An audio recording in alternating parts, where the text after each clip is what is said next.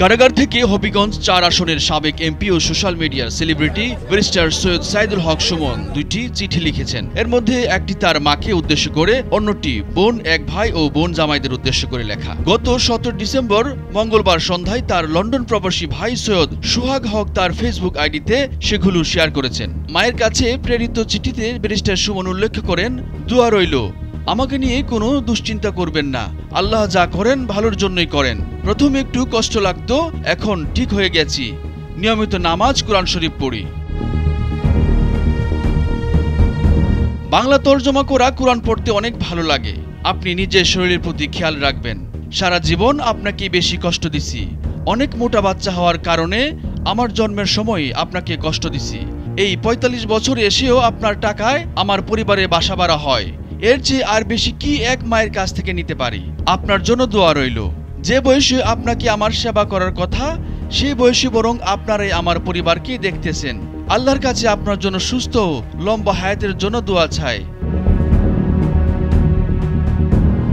বোন, ভাই ও বোনের স্বামীদের কাছে লেখা চিঠিতে তিনি উল্লেখ করেন, আমার জন্য কোনো চিন্তা করো না, রাজবন্দী হিসেবে জেলে আছি, কোনো চোর বা দুর্নীতির হিসেবে নয়। আমার কারণে তোমাদের কোনো অসম্মান হোক, এটা কখনো চাইনি, আশা করি আল্লাহর রহমতে হবেও না।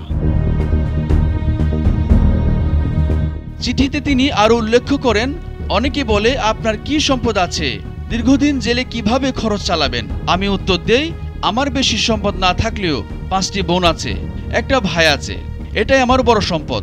শুধু জেলে কেন, আমি পৃথিবীতে না থাকলেও আমার কোনো আফসোস নেই।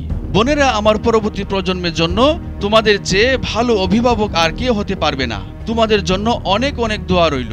ভালো থেকো তোমরা সবাই, আল্লাহ চাইলে দেখা হবে শীঘ্রই। সুমন, কাশিমপুর কারাগার থেকে। চিঠির বিষয়ে ব্যারিস্টার সৈয়দ সাইদুল হক সুমনের ভাই লন্ডন প্রবাসী সৈয়দ সোহাগ বলেন, তার মা ও বোনেরা দেশে ও প্রবাসে আছেন। কারাগার থেকে পাওয়া চিঠি সোশ্যাল মিডিয়া ও হোয়াটসঅ্যাপের মাধ্যমে সবাই পেয়েছেন।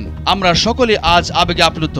তবে ব্যারিস্টার সুমন তার জীবনের সকল অর্জন মানুষের কল্যাণে ব্যয় করেছেন, কোনো অনিয়ম দুর্নীতি করেননি। আশা করি আইনি প্রক্রিয়ার মাধ্যমে সে শীঘ্রই জনতার মাঝে ফিরে আসবে।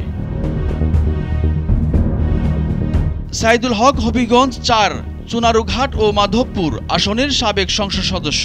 বৈষম্য বিরোধী আন্দোলনের চলাকালীন রাজধানীর মিরপুরে যুবদল নেতা ও বাঙালিয়ানা ভুজের সহকারী বাবুর্চি হৃদয় মিয়াকে হত্যা চেষ্টা মামলায় গত ২১ অক্টোবর মধ্যরাতে মিরপুর ৬ এলাকা থেকে ব্যারিস্টার সুমনকে গ্রেফতার করে পুলিশ। আসাদুজ্জামান বুলেট, ভোরের কাগজ।